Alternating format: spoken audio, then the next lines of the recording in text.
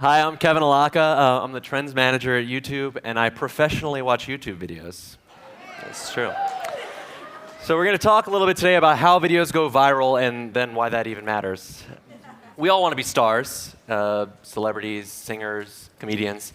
And when I was younger, that seemed so very, very hard to do. But now web video has made it so that any of us or any of the creative things that we do can become completely famous and a part of our world's culture. I mean, any one of you could be famous on the internet by next Saturday. But there are over 48 hours of video uploaded to YouTube every minute. And of that, only a tiny percentage ever goes viral and gets tons of views and becomes a cultural moment. So how does it happen? 3 things: tastemakers, communities of participation, and unexpectedness. All right, let's go. Oh my God, oh my God! Oh my God! Woo! Oh wow! Last year, Bear Vasquez posted this video that he had shot outside his home in Yosemite National Park. In 2010, it was viewed 23 million times. This is a chart of what it looked like when it first became popular last summer. But he didn't actually set out to make a viral video, Bear. He just wanted to share a rainbow, because that's what you do when your name is Yosemite Mountain Bear. And he had posted lots of nature videos, in fact, and this video had actually been posted all the way back in January. So what happened here? Jimmy Kimmel, actually. Jimmy Kimmel posted this tweet that would eventually propel the video to be as popular as it had become, because tastemakers like Jimmy Kimmel introduce us to new and interesting things and bring them to a larger audience. It's Friday, Friday, gotta get down on Friday. Everybody's looking forward to the weekend, Friday, Friday, getting down on Friday. So you didn't think that we could actually have this conversation without talking about this video, I hope. Rebecca Black's Friday is one of the most popular videos of the year. It's been seen nearly 200 million times this year. This is a chart of what it looked like, and similar to Double Rainbow, it seems to have just sprouted up out of nowhere. So what happened on this day? Well, it was a Friday. This is true. And if you're wondering about those other spikes, those are also Fridays.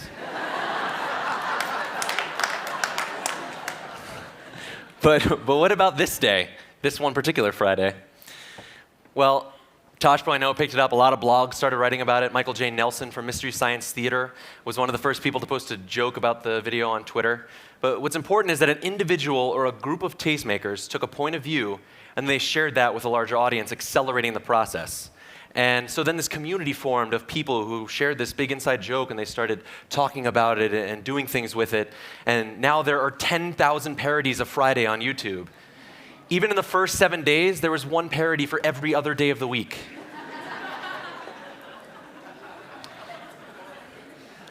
Unlike the one-way entertainment of the 20th century, this community participation is how we become a part of the phenomenon, either by spreading it or doing something new with it.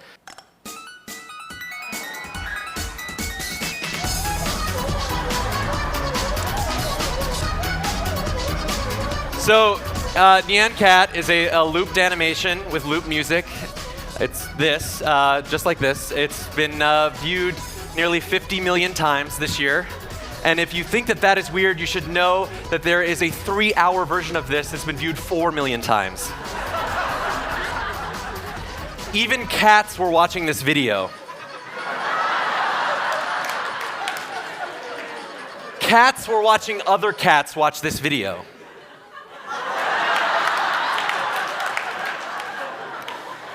All right, but what's important here is the creativity that it inspired amongst this techie, geeky internet culture. There were remixes. Someone made an old-timey version. And then it went international.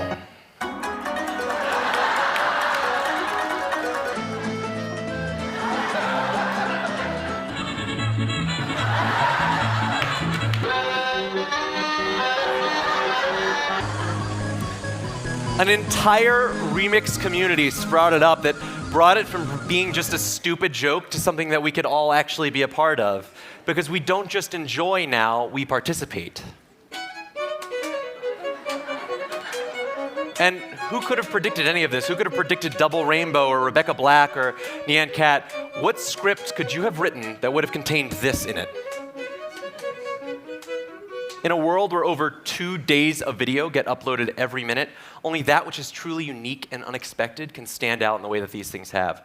When a friend of mine told me that I needed to see this great video about a guy protesting bicycle fines in New York City, I admit I wasn't very interested. So I got a ticket for not riding in the bike lane, but often there are obstructions that keep you from properly riding in the bike lane.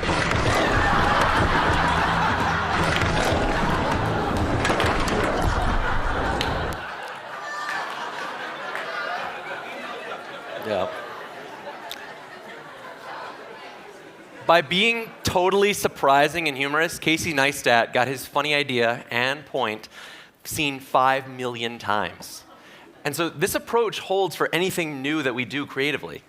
And so it all brings us to one big question. What does this mean? Oh. What does it mean?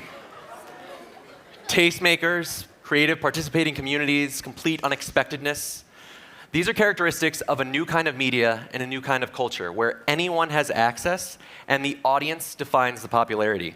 I mean, as mentioned earlier, one of the biggest stars in the world right now, Justin Bieber, got his start on YouTube. No one has to greenlight your idea, and we all now feel some ownership in our own pop culture. And these are not characteristics of old media, and they're barely true of the media of today.